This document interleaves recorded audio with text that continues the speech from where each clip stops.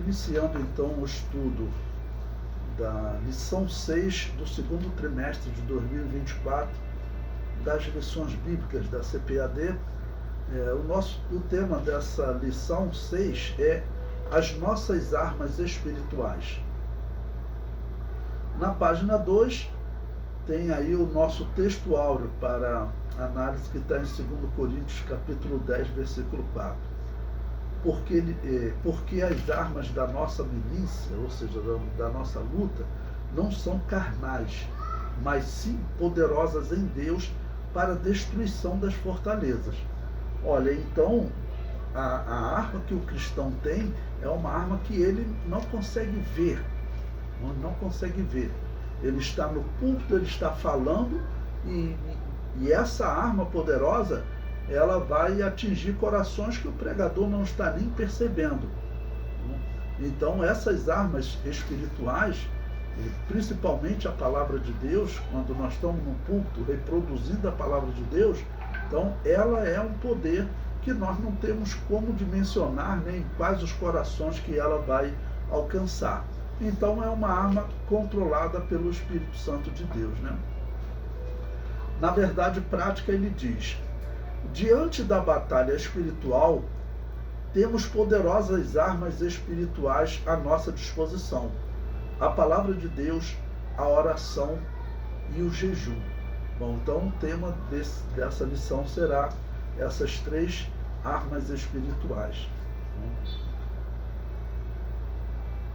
Vou fazer a leitura bíblica em classe com vocês, está na página 4, que está em Lucas capítulo 4, versículos 1 a 4, e também versículos 16 a 20.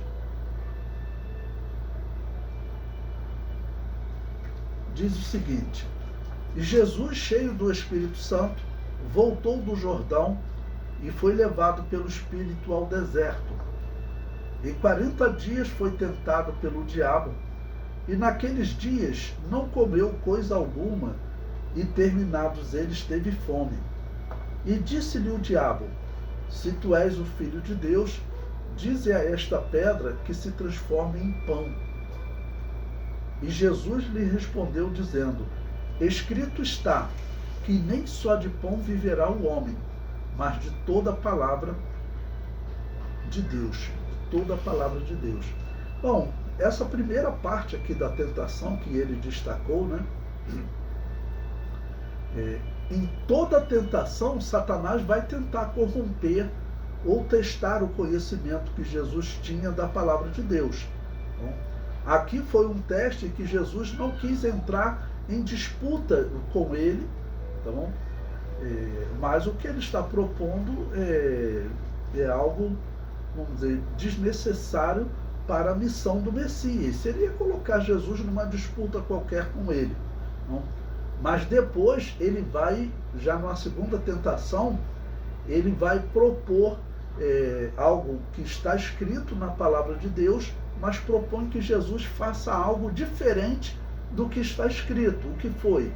Ele cita, olha, está escrito que aos seus anjos dará ordem para não te deixar tropeçar em pedra. Isso não está escrito? Está escrito. Então lança-te daqui. Ele estava no pináculo do templo.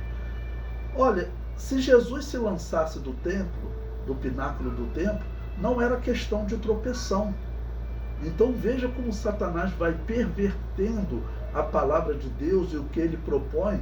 E isso são pontos delicados que o inimigo vai usando para confundir as pessoas, né? Bom, é claro que com Jesus não vai funcionar, tá bom? E com o verdadeiro cristão também, Jesus Cristo disse, né, que surgiriam falsos ensinos, falsos profetas, como esse exemplo, que se possível fora, enganaria até os escolhidos.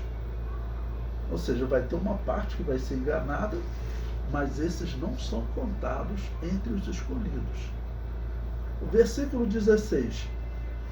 E chegando a Nazaré, onde fora criado, entrou num dia de sábado, segundo o seu costume, na sinagoga, e levantou-se para ler. Bom, nós sabemos que esse momento, ele é o princípio do ministério de Jesus.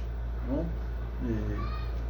Jesus tinha estado na Judéia, numa festa de Páscoa, mas João foi preso, a situação estava perigando, então ele tinha realmente, claro, no seu projeto também pregar para aquela região onde ele havia sido criado, na cidade de Nazaré. No versículo 17, e foi-lhe dado o livro do profeta Isaías, e quando abriu o livro, achou o lugar em que estava escrito: o Espírito do Senhor é sobre mim, pois que me ungiu para evangelizar os pobres, enviou-me a curar os quebrantados do coração, a apregoar liberdade aos cativos e dar vista aos cegos, a pôr em liberdade os oprimidos, a anunciar o ano aceitável do Senhor. Bom, o ano aceitável do Senhor, para vocês explicarem para os seus alunos, era um ano que ocorria de 50 em 50 anos, que era também chamado de ano do jubileu. Então, mais ou menos nesse período que Jesus inicia o seu ministério, seria o ano 27, é sabido que houve um ano aceitável do Senhor nesse período. Tá bom? Então, Jesus começou a sua pregação naquela simbologia do Antigo Testamento, do ano do perdão, em que todas as dívidas deveriam ser perdoadas. O escravo deveria ser liberto. Então, por isso era chamado de ano do jubileu, porque era de 50 em 50 anos, tá bom? E era chamado de ano aceitável do Senhor, porque era um grande símbolo de perdão de dívidas. Ou seja, simbolicamente, Jesus está dizendo, né, que ele está anunciando o ano do perdão das dívidas dos israelitas, claro, diante de Deus. Versículo 20. Encerrando o livro e tornando a dá-lo ao ministro, assentou-se, e os olhos de todo na sinagoga estavam fitos nele. Pois bem, então Jesus, ele demonstrou ali um conhecimento da palavra de Deus. Isso é o natural, mas é importante, claro, nós mostrarmos. O Filho de Deus, ele veio, claro, ele tinha intimidade com a Bíblia Sagrada. E essa arma que nós temos, esse primeiro exemplo de arma citada, tá, vamos destacar que é a única arma de ataque que nós temos. De todas aquelas que o apóstolo Paulo vai citar, tá, como armas que o cristão deve vestir, as armas espirituais para lutar contra os espíritos das trevas, de todas aquelas armas, apenas a palavra de Deus é arma de ataque, por isso ela é simbolizada em uma espada. Ok? Nós vamos detalhar isso mais abaixo. Bom, prosseguindo agora na página 6,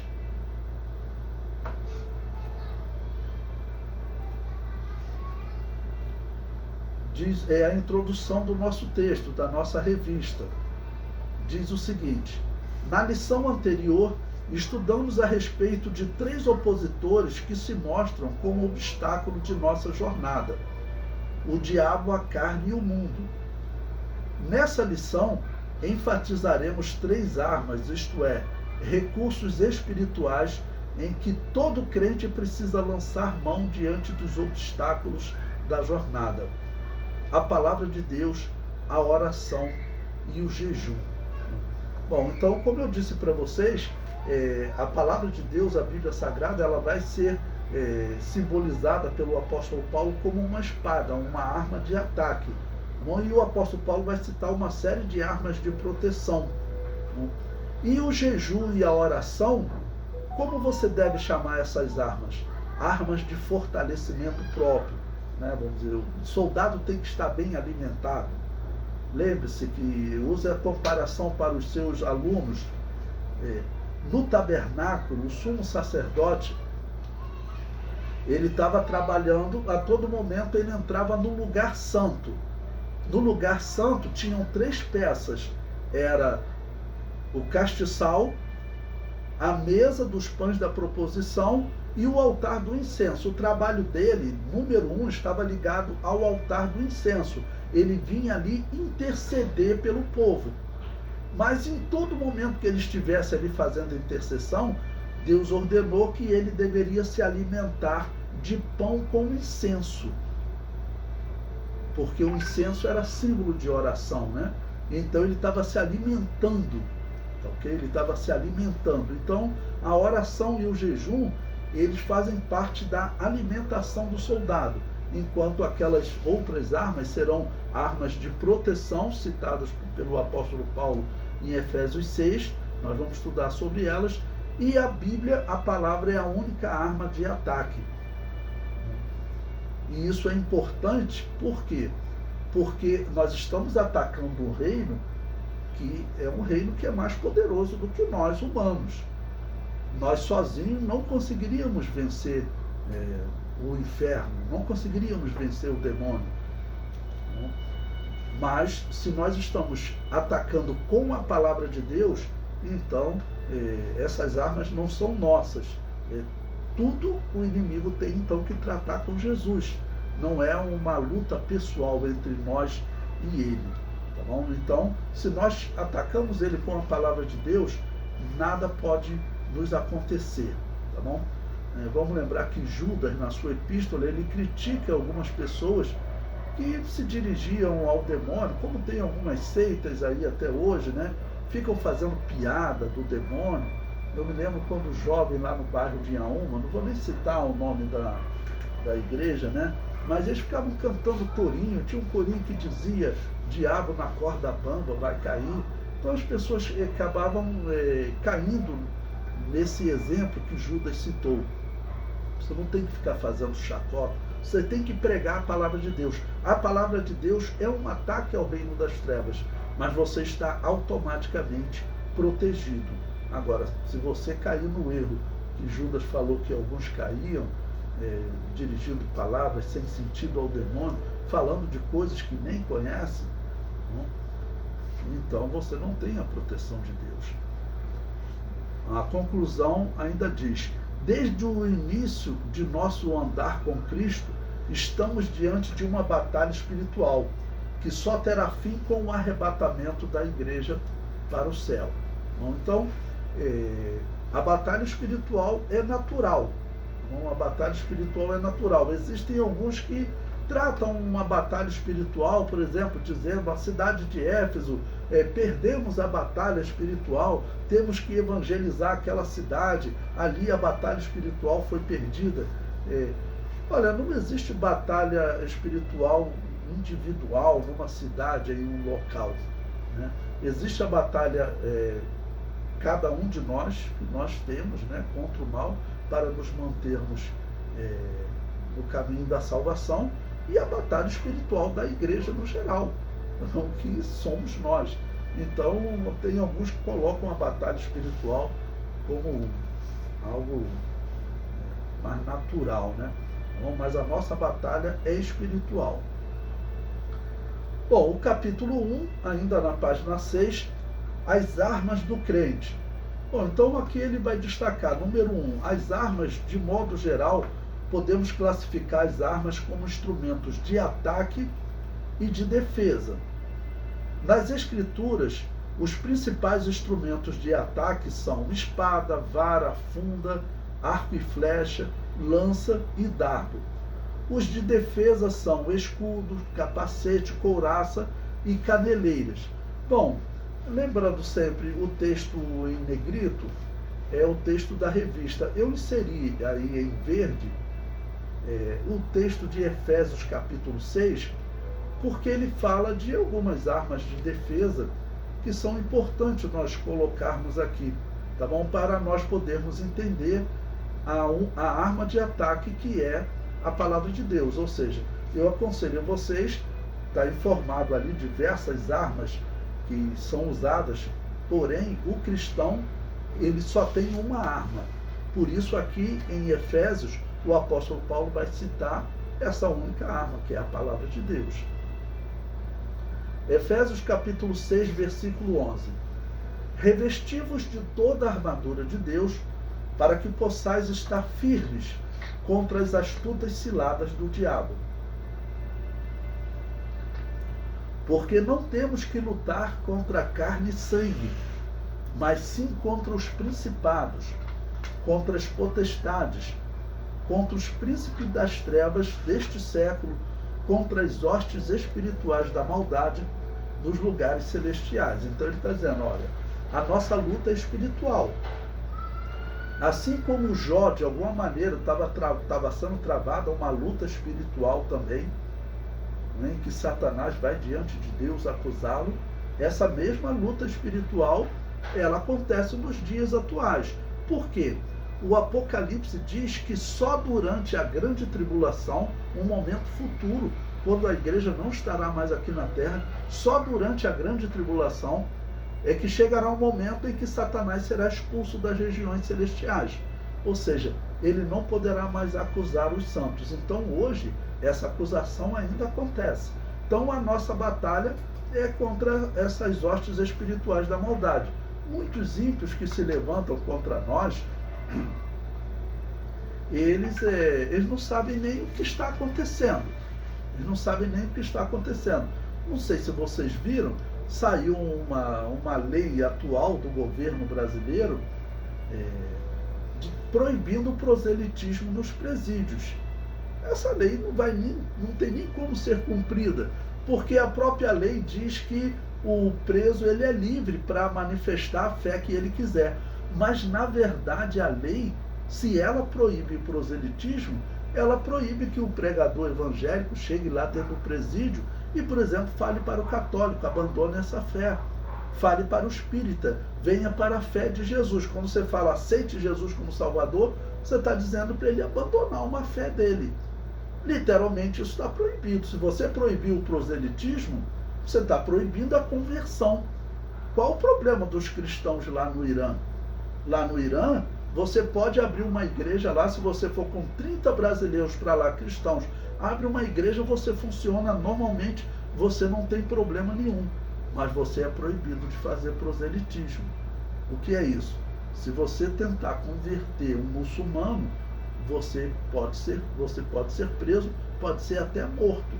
Então, literalmente, o que a lei está proibindo o proselitismo, porque a lei diz está vedado o proselitismo.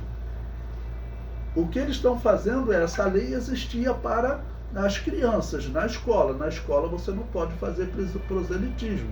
Eu até concordo, né? Você vai ensinar cristianismo para uma criança, para um jovem, você não vai entrar em questões doutrinárias. Então, eu concordo que na escola é até um ensino voluntário, né? Não é obrigatório, o aluno não é obrigado a participar. Mas no presídio, a pessoa quer participar de um culto evangélico. Quando o cristão convidar ele a abandonar a fé dele e aceitar a fé evangélica, alguma fé provavelmente ele tem. É muito difícil um ateu, tá bom? Mas se você for falar ao pé da letra, até você converter um ateu é um proselitismo, porque ele acredita, ele tem uma fé. E qual é a fé dele? É que não existe Criador para esse mundo. É um tipo de fé. Então você converter um ateu é um proselitismo. Como assim você criar uma lei para proibir a conversão em pleno Brasil? Eles deveriam criar incentivo para os evangélicos estarem lá, porque os evangélicos fazem um excelente trabalho de transformação de vida. E isso é proselitismo. Bom, então, como eu disse, esses políticos que estão criando essas leis, eles nem sabem quem está por trás dessas ideias. Tá bom? Então, a nossa luta é espiritual. Versículo 13. Portanto, tomai toda a armadura de Deus, para que possais resistir no dia mau, e havendo feito tudo, ficar firmes.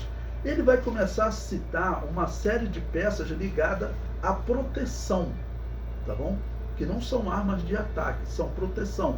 Então você, como cristão também, você tem que se proteger, tem que procurar se proteger. Tá bom?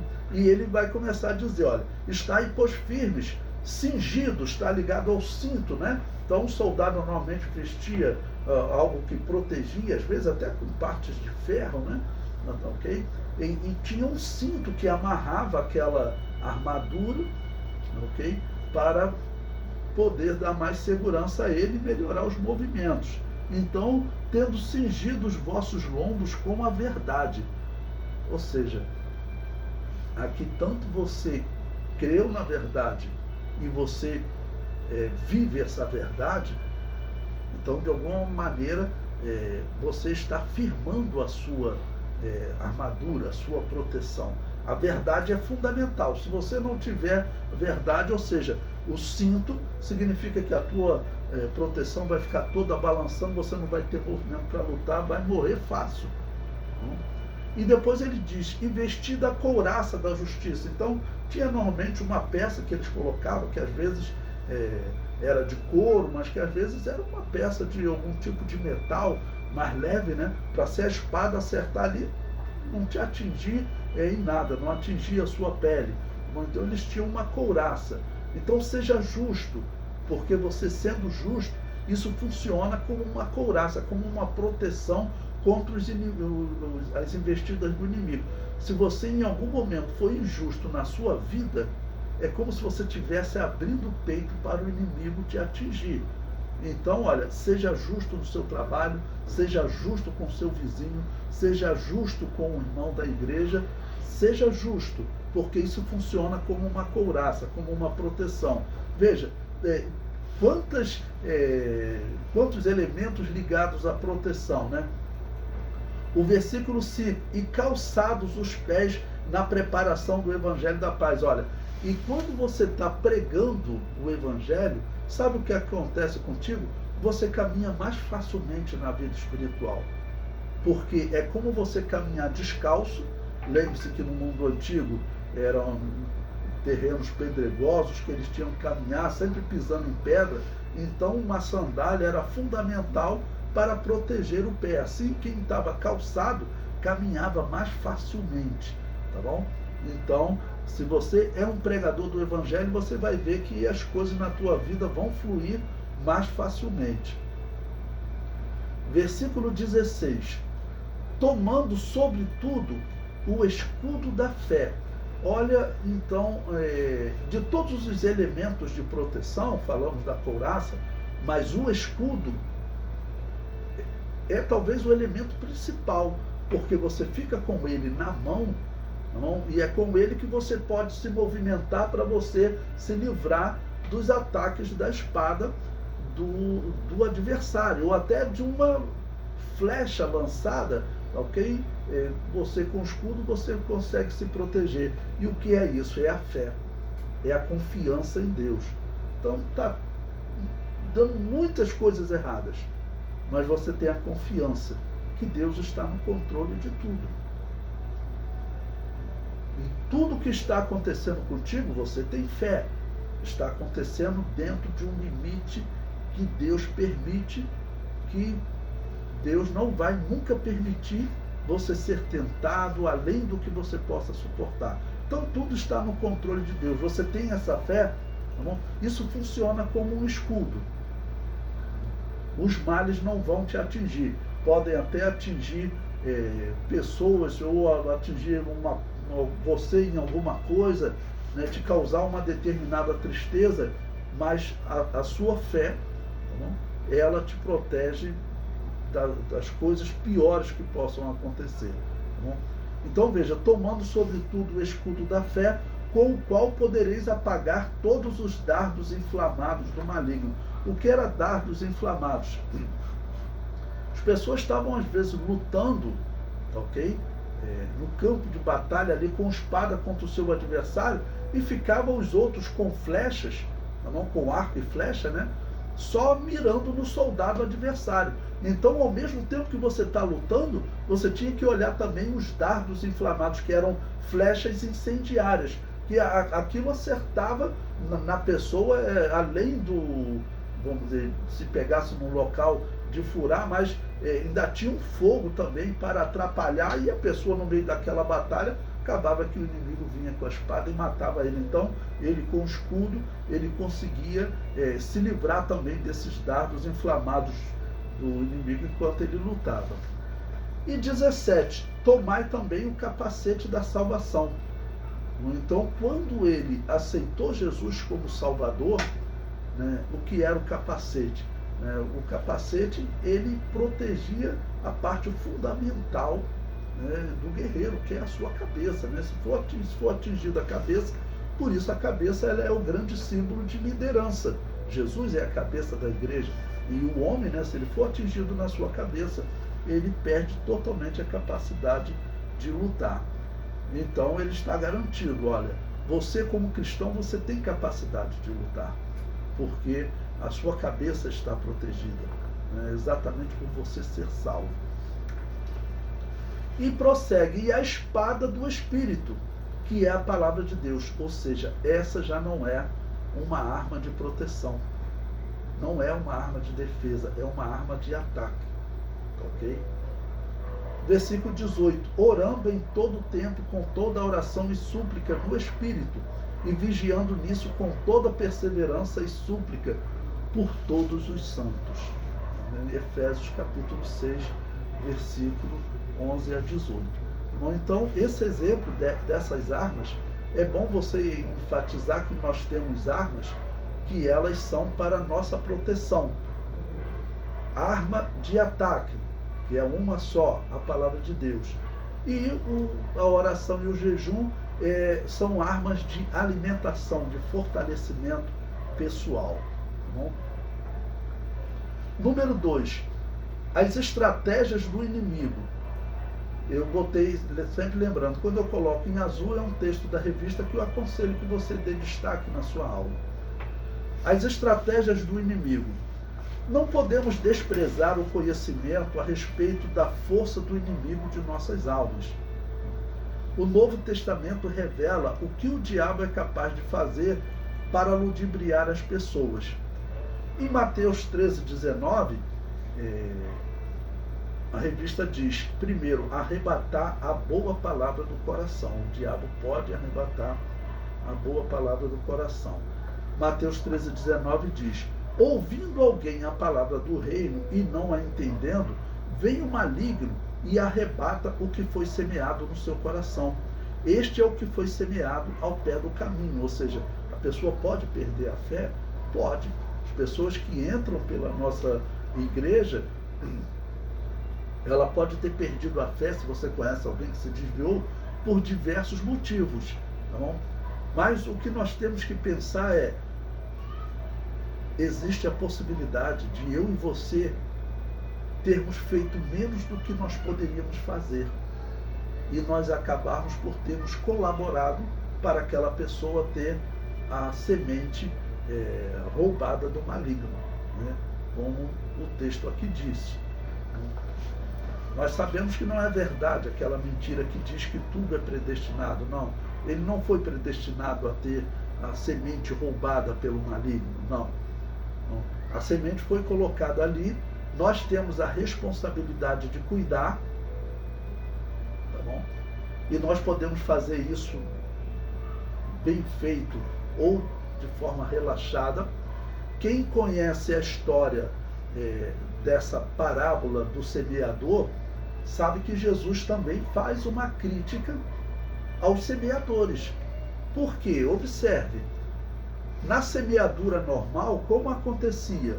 O semeador, um dos métodos de semeadura, que é o que Jesus está descrevendo, ele saía lançando semente, depois ele vinha atrás com um arado misturando a terra, junto com a semente. Havia aqueles que faziam, né, uma vala, lançava a semente e depois vinha jogando terra. Mas havia um método também de você sair lançando a semente e vinha alguém atrás com um arado que ele vinha mexendo a terra. Tá bom? Então, quando você mexia a terra, o que acontecia?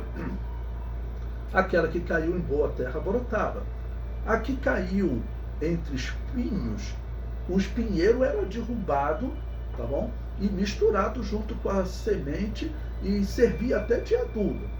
A pedra, a semente tinha caído sobre a pedra, aquela pedra era mexida também e aquela semente poderia ser coberta por terra e brotar também. Aquela que caiu ao pé do caminho, ou seja, o local onde os homens pisavam que era uma terra dura, a semente não conseguiu brotar, também o arado passava ali, misturava aquela terra e ela acabava ficando fofa, né?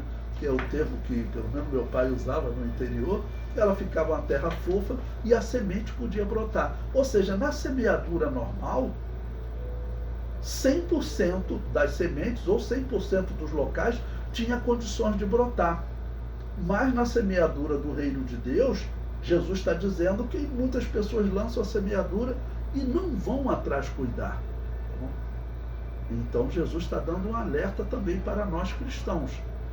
Então, se você lançou a semente, cuide da semente que você lançou, porque senão, olha, a semente que caiu no terreno pisado pelos homens, o inimigo foi lá e roubou aquela semente, arrebatou.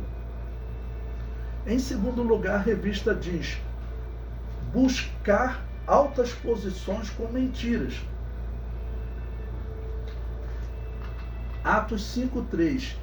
Disse então Pedro: Ananias, por que encheu Satanás o teu coração para que mentisses ao Espírito Santo e retivesses parte do preço da herdade? Então veja essa situação, irmãos. Aqui Satanás, o apóstolo Pedro está dizendo, foi ele que colocou no coração dessa pessoa: você vendeu a sua herdade, tá bom? Você recebeu, um exemplo, né? R$1 milhão. Você prometeu dar metade, né? Faz o seguinte, dá só 50 mil e diz que é a metade. Não?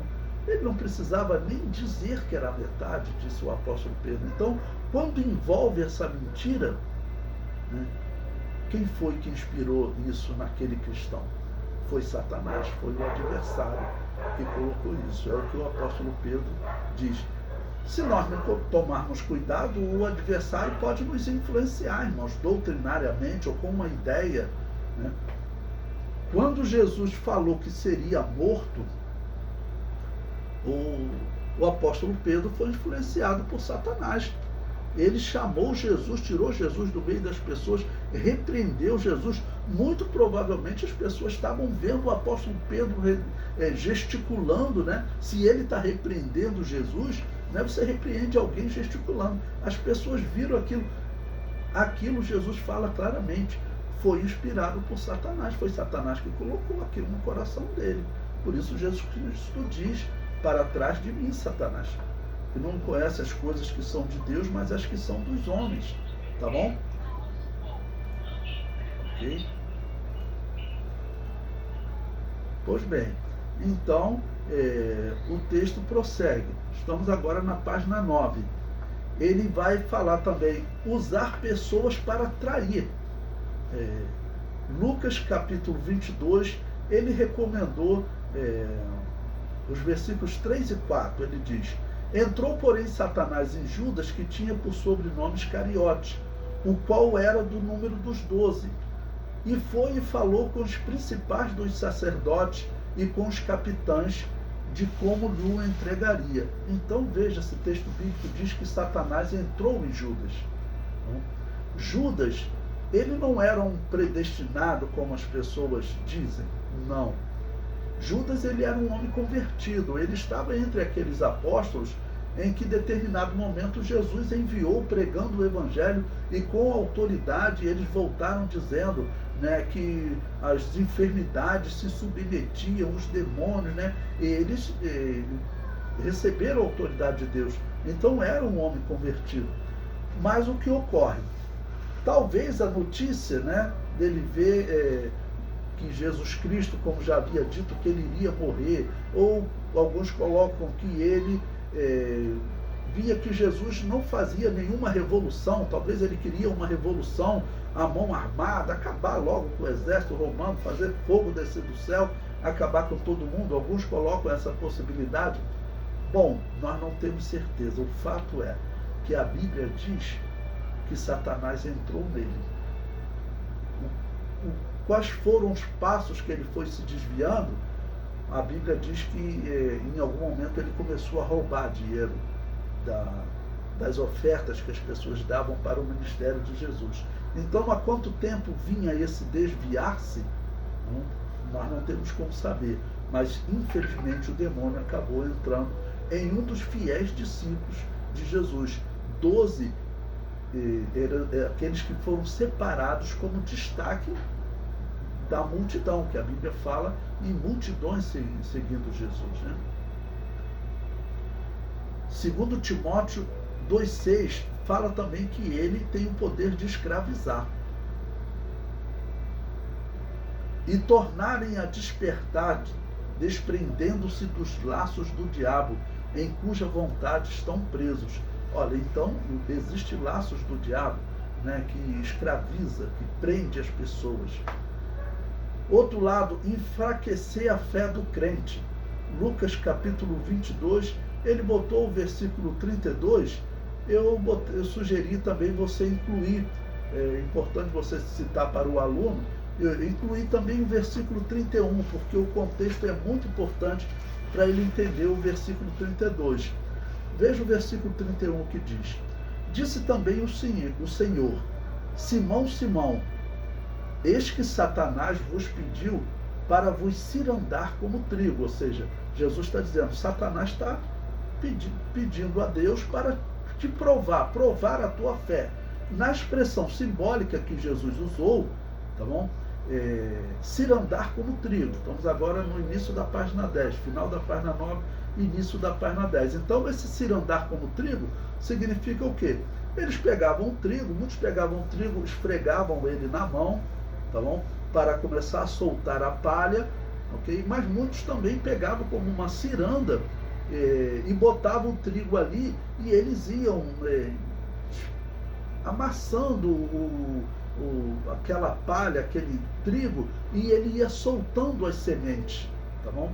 Então, esse processo de cirandar, que às vezes eles ainda pegavam, né, até hoje se faz isso, joga para o alto, né, e balança a ciranda e joga para o alto, tudo isso passou a ser um símbolo de provação. Então Jesus diz para Pedro, olha, Satanás pediu para te cirandar como trigo, te jogar para o alto, te espremer na peneira, ver o que sai de você. E por que isso é importante? Porque o trigo, quando você espreme ele, né, quando você amassa ele, quando você passa ele na ciranda, ele solta uma semente, tá bom? Que pode gerar uma outra árvore, ou que alimenta pessoas. Mas existe o joio, aquele que simboliza o falso crente. O joio, ele faz o quê?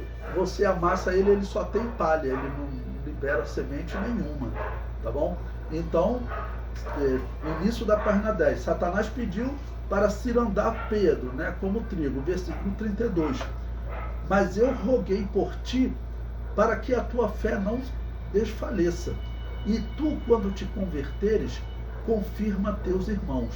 Tá bom? Então, Satanás, ele pede para provar os cristãos, e normal de acontecer com nós cristãos, irmãos, foi o que aconteceu com Jó.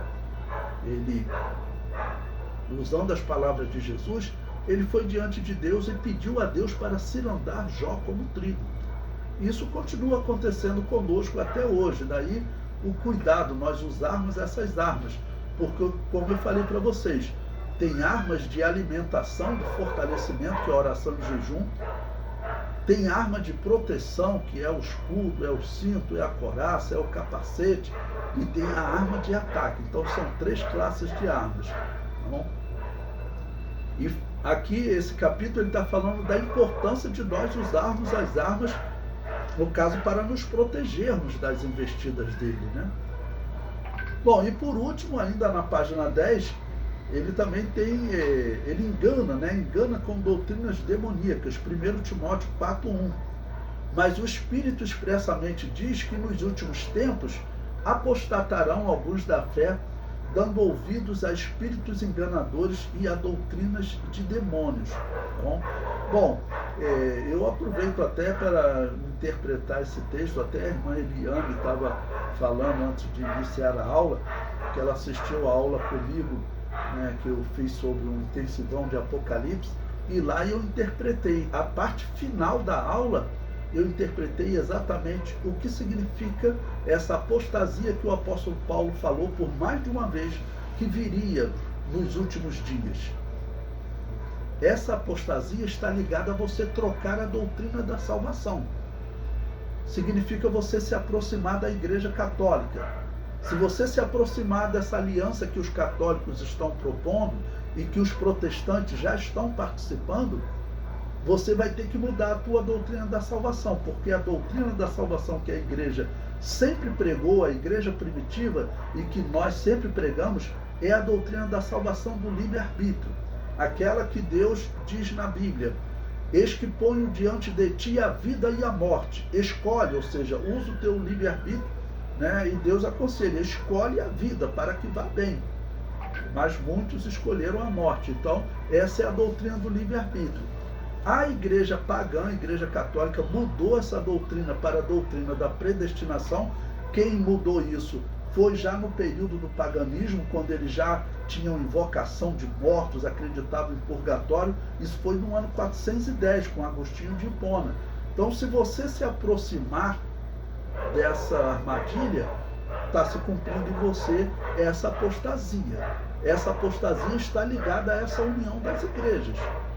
Então, fiquem atentos, porque o apóstolo Paulo está dizendo aqui que as pessoas vão dar ouvido a doutrinas de demônios. Ok? Pois bem, vamos passar agora para a página 12, capítulo 2 da nossa revista, As Três Armas Espirituais do Cristão. Número 1, a palavra de Deus. Eu coloquei em destaque para você destacar, né? Dar ênfase para os seus alunos nesse tópico. Por quê? Porque a palavra de Deus é a base de tudo. Se você for uma pessoa de oração, mas se você não tiver a palavra de Deus, você vai ser como, por exemplo, um monge católico, um monge budista, ok? Uma pessoa que não vai saber nem como orar, vai orar de maneira errada, tá bom? Então a palavra de Deus é a base de tudo. Para você saber o que significa a fé verdadeira em Deus, você tem que conhecer a palavra de Deus. E essa palavra de Deus, ela é então uma arma diferenciada. Eu falei que a oração e jejum são armas de fortalecimento, né? A palavra de Deus, a Bíblia Sagrada, ela é comparada à espada como uma arma de ataque. Mas eu digo que também ela é uma arma de fortalecimento, junto com o jejum e a oração. Então ela te fortalece e ela também ataca, ok? Então o comentário diz: o Senhor Jesus disse que não vivemos apenas de pão, mas de toda a palavra de Deus. Dessa maneira, o apóstolo Pedro aconselha que desejemos afetuosamente o leite racional para o desenvolvimento da nossa salvação, isto é, o estudo perseverante da palavra de Deus para o nosso crescimento espiritual. E aqui, claro, qual a ênfase que você vai dar? É a escola dominical, é o culto de doutrina e todo culto que tiver a pregação da palavra de Deus. Mas o local central para o estudo da palavra de Deus é a escola dominical. Então, enfatize isso com o seu aluno. Na escola dominical você tem mais liberdade de diálogo com o aluno até do que o pregador tem no dia do culto de doutrina. Então, no dia de culto de doutrina é muito difícil o diálogo com os membros. É raro. Se alguém, mas como assim, pregador? Pode alguém fazer a pergunta se o pregador falar algo muito diferente? Num culto de domingo, num culto evangelístico, é quase impossível ter diálogo com o pregador. Mas na escola dominical, um novo convertido, ou até um não crente que venha, ele tem um diálogo mais fácil com o professor. Então, a escola dominical é o local central de aprendizado da palavra de Deus. Então, enfatize isso com os seus alunos, exatamente para mostrar a importância da escola dominical. Todo esse trabalho que nós fazemos aqui, né, que vocês se reúnem aqui conosco, é para ajudar a escola dominical, porque a escola dominical está muito enfraquecida. Então esse é o momento de você enfatizar para as pessoas. O melhor local de você aprender a palavra de Deus é aqui, porque aqui nós podemos dialogar. Bom, se você concluiu algo baseado nas minhas palavras, aqui você pode parar o professor e dizer, olha, o professor, o que o senhor está dizendo é isso, isso, isso, e o professor vai detalhar, vai confirmar ou vai negar. Então esse diálogo é fundamental para o aprendizado. Isso na pedagogia tem que existir. Então a escola dominical é o local onde esse diálogo ocorre mais facilmente, né? E prossegue: uma vez nutrido e solidificado com a palavra, estamos firmados em Deus para resistir às influências malignas, às armadilhas de Satanás e demais estratégias. Logo, quem se rende à palavra de Deus experimenta a influência frutífera da verdade divina. Vamos ler João capítulo 17, versículo 17, esse capítulo que fala da santificação da palavra de Deus, né? Não basta nós só recitarmos ele, apesar de ser tão conhecido, mas faça o seu aluno ler. Santifica-os na verdade. A tua palavra é a verdade. Então, esse versículo é fundamental para mostrar a importância da palavra de Deus. Como eu disse, é uma arma de ataque que ela também te alimenta. Que ela também te alimenta, assim como o jejum e a oração. Número 2, a oração. Aliada ao estudo da palavra, a oração é uma das mais importantes armas espirituais que o crente tem ao longo de sua jornada para o céu. Prestemos atenção para a seguinte declaração: orando em todo o tempo, com toda oração e súplica no Espírito. Note que o apóstolo Paulo não insere a oração como uma peça da armadura, pois, na verdade, é como se ela trouxesse um ajuste ou um alinhamento para a armadura toda. Nesse aspecto, essa imagem traz uma ideia de que a oração fortalece todas as esferas da nossa vida, porque a oração é o diálogo com Deus. E se você tem diálogo com uma pessoa, como você tem com um amigo, com um conhecido, quanto mais diálogo você tiver, mais amor você mostra por essa pessoa, e mais intimidade, e mais convívio com ela, claro. Então, a oração, ela demonstra exatamente essa relação do cristão com Deus. E, como eu disse, faz parte do fortalecimento do cristão. Em terceiro lugar, o jejum. Aliado à palavra de Deus e à oração, a prática do jejum é uma terceira arma espiritual do crente durante a jornada para o céu. Tanto no Antigo quanto no Novo Testamento, o jejum é uma prática presente. Bom, vocês poderão ler os restantes dos versículos, e Jesus Cristo falou que exatamente no combate ao diabo ou ao demônio, a casta de demônio, você precisa fazer isso com muito jejum e oração, ou seja, momento de intimidade com Deus. Então, através da palavra de Deus, você se fortalece e ataca o reino das trevas. Através do jejum e da oração, você se fortalece nesse combate, tá bom? E através das outras partes da armadura do cristão, você se protege, são armas de proteção. Capítulo 3, Jesus Cristo, nosso maior modelo. Número 1, vencendo o diabo com a palavra. Há 2 episódios importantes que relatam o destaque especial que o Senhor Jesus deu à palavra em Lucas 4. O primeiro enfatiza que o Senhor Jesus venceu o tentador com a palavra de Deus. Como ele diz, também está escrito, não só de pão viverá o homem. No segundo, ele leu uma passagem do profeta Isaías na sinagoga em Nazaré e tomou para si o cumprimento do texto lido. Ele faz uma declaração, né? Eu sou o Messias, hoje está se cumprindo entre vocês, né? O que foi profetizado por Isaías, que o Messias traria o ano aceitável do Senhor, né? E nesse momento, Jesus já tinha estado em Jerusalém, fez muitos sinais, também purificou o templo, tudo aquilo, aquela crítica de Jesus, aquele comércio dentro do templo, certamente repercutiu muito. Então, quando Jesus volta para Nazaré, onde ele tinha sido criado, as pessoas estavam ouvindo a sua fama. Tá bom? Então, ele se declara o Messias. Ele diz, olha, hoje essa profecia se cumpriu entre vós.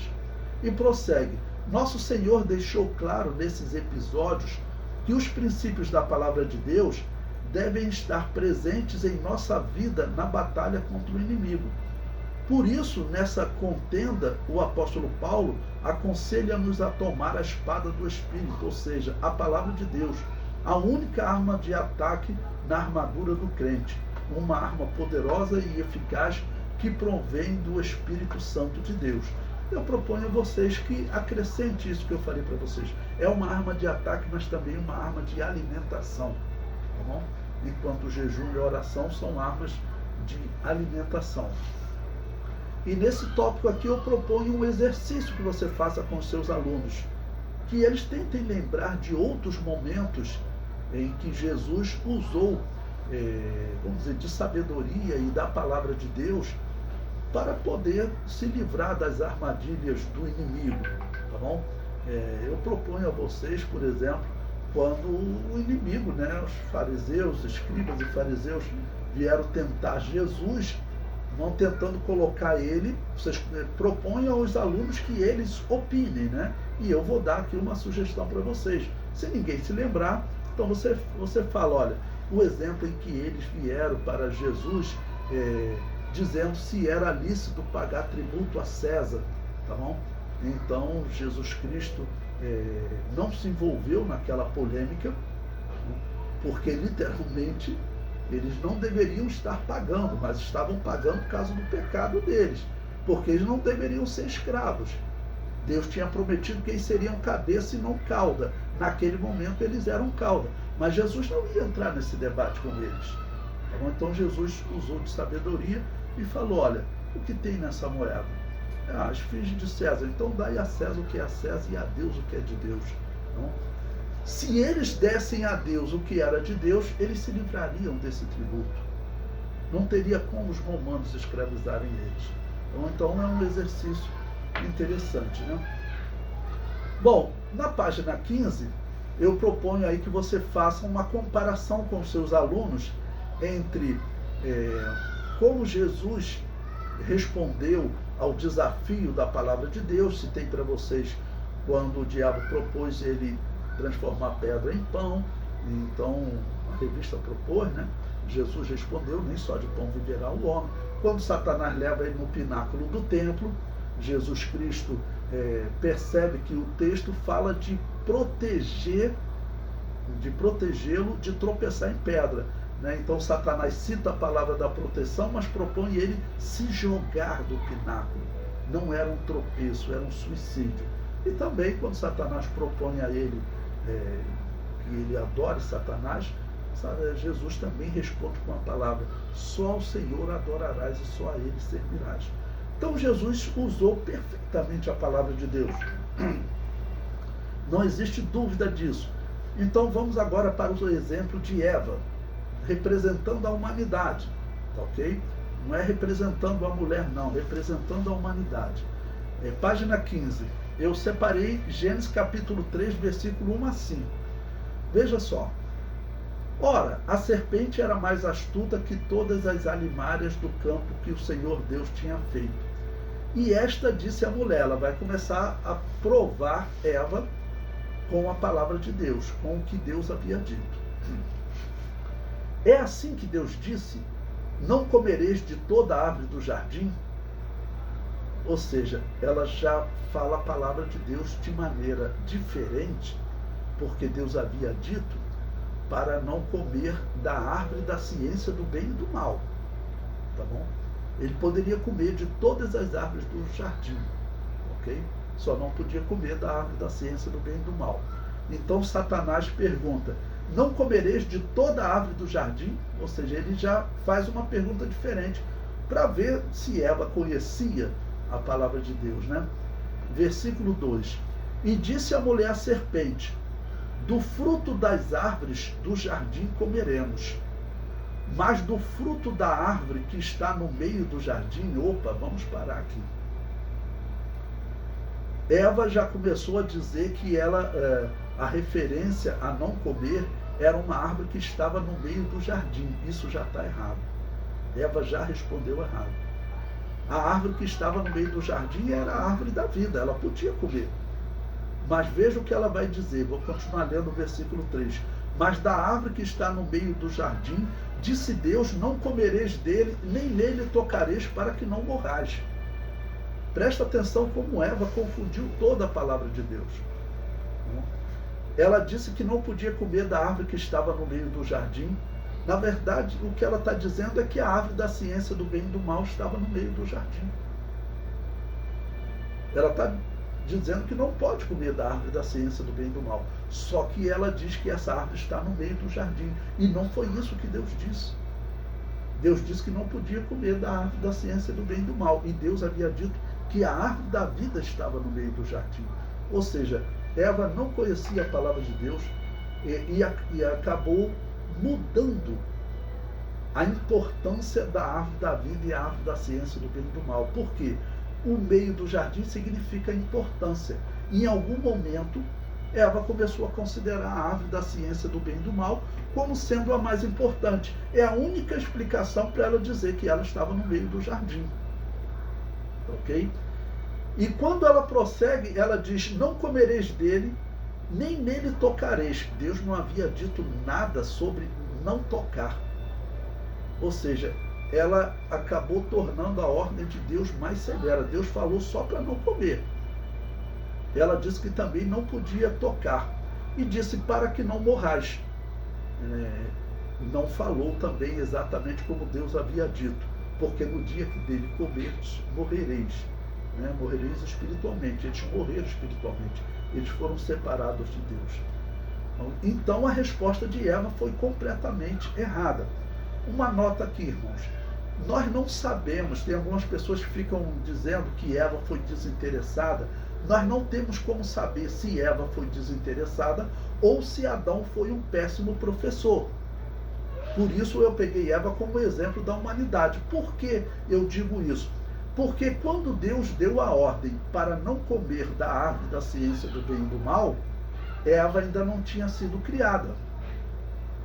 Você pode ver isso se você abrir em Gênesis capítulo 3, no capítulo 2, você vai ver que no versículo 7, Deus cria o homem, tá bom? No versículo 17, Deus deu a ordem para não comer da árvore da ciência do bem e do mal. Nesse momento, Deus ainda não tinha criado a mulher. Ela é criada no versículo 18, a partir do versículo 18. Então, coube a Adão ensinar a Eva qual era a árvore que estava no meio do jardim, qual era a mais importante e qual era a árvore que não podia comer.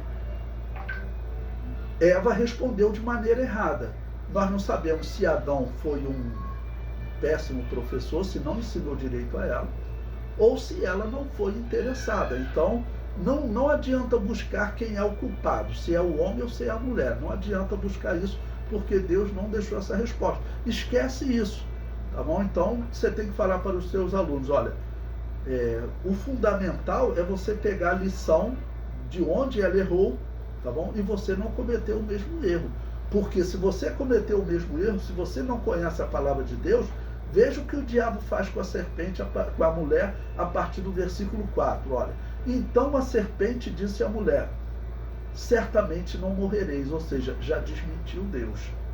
Porque Deus havia dito: no dia que dela comerdes, morrereis. Então aqui a serpente já diz: olha, você não vai morrer. Já viu que a mulher não estava familiarizada com a palavra de Deus. Então já começa a desmentir a Deus. E agora ele ainda faz pior. Diz que Deus está escondendo um conhecimento da mulher. Veja o versículo 5. Porque Deus sabe que no dia em que dele comerdes, se abrirão os vossos olhos, e sereis como Deus, sabendo o bem e o mal. Olha então o que a serpente faz com aquele que não está familiarizado com a palavra de Deus. Tá bom? Então, já disse para a mulher, e vai fazer algo parecido com o que ele fez com Jesus, quando ele levou Jesus no pináculo do templo. Lembre-se que eu falei para vocês, ele ocultou alguma parte da palavra de Deus, tá bom? Ele disse, né, lança-te daqui, porque está escrito que aos seus anjos dará ordem para que não tropeces em pedra. Tá bom, realmente isso estava escrito, mas ele está aplicando de maneira errada, está dizendo para Jesus se lançar, tá bom? Então aqui, o que ele esconde de Eva?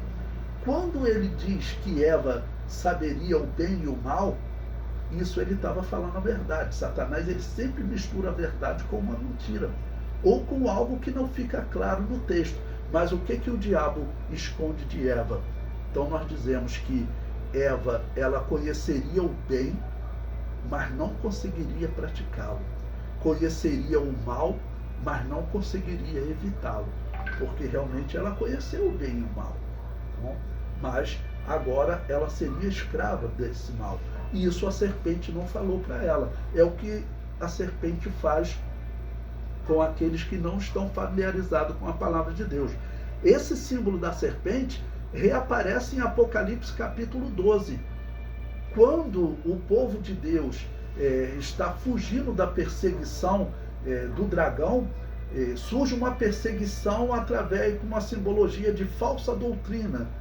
E é um rio que é lançado pela serpente. Tá bom? Então coloque esse exemplo como um exemplo de uma pessoa que não está familiarizada com a palavra de Deus, como ela é facilmente enganada, né? Bom, ainda na página 15, o número 2, vivendo em oração. O evangelista Lucas mostra que Jesus se retirava para os lugares desertos para orar. Ele orava pelos apóstolos e pela igreja, pelos seus algozes, por Simão, pelos que se encontravam junto ao túmulo de Lázaro. Ele sabia bem do valor da oração e por isso gastava muito tempo falando com Deus. Claro que aqui nós estamos falando do homem Jesus. Nesse sentido, nosso Senhor conta conosco para que nos dediquemos à prática da oração, selecionando um local reservado, horário e prioridade para buscar a Deus em súplicas. Ou seja, busque o conhecimento da palavra de Deus, faça isso com oração e continue orando pelo mundo. Essa semana nós tivemos um exemplo de uma irmã que eu não conheço, a minha esposa que fez o comentário, ela colocou nas redes sociais da igreja, e esse vídeo estava andando em muitos grupos, que nós deveríamos orar por essa vinda dessa cantora chamada Madonna aqui no Brasil, porque traria coisa ruim para o Brasil. Tá bom? E realmente, nos vídeos que depois passaram, teve lá diversas invocações que essa mulher fez. E lembre-se que Madonna, essa expressão, alguns pensam que é direcionada a Maria, mas Maria, a Igreja Católica chama também de Madonna, Nossa Senhora. Mas antes disso, Madonna era usada por Semíramis da Babilônia. Okay? Então, essas invocações que ela faz, ela pediu até um encontro com o Papa, mas ela faz cultos dedicados a demônio nas suas apresentações. A humanidade não sabe o mal que ela está fazendo, né? Considerando normal esse tipo de culto, né? Culto ao demônio, ele é extremamente negativo para o homem, tá bom? Extremamente negativo para o homem. O que vai acontecer, infelizmente, é mortes, sacrifícios de pessoas, porque esse tipo de culto, normalmente o demônio exige sacrifício de pessoas. Tá bom? Página 16. Vivendo em jejum, além de meditar na palavra e perseverar em oração, o Senhor Jesus jejuava. Como exemplo que nós sabemos até que ele jejuou 40 dias e 40 noites. Tá bom? Bom, vamos agora à página 18, a parte da conclusão, que eu destaquei também em azul para vocês, da nossa revista, que diz: o nosso inimigo é ardiloso e perverso, por isso não podemos ignorar suas estratégias. Contra ele lutaremos com armas espirituais, palavra, oração e jejum. Essas armas promovem crescimento e fortalecimento para a nossa vida ao longo de nossa jornada espiritual. Assim, segundo o modelo de vida de nosso Senhor Jesus, que fez uso dessas armas, podemos vencer as estratégias do maligno. Amém? E vencer as estratégias do maligno significa, em primeiro lugar, nós sobrevivermos espiritualmente, não sermos vencidos, ou seja, o maligno não roubar a semente do nosso coração, como fez na parábola que Jesus citou como exemplo, tá ok? Né? E também, além de nos fortalecer, ela é também uma arma de ataque.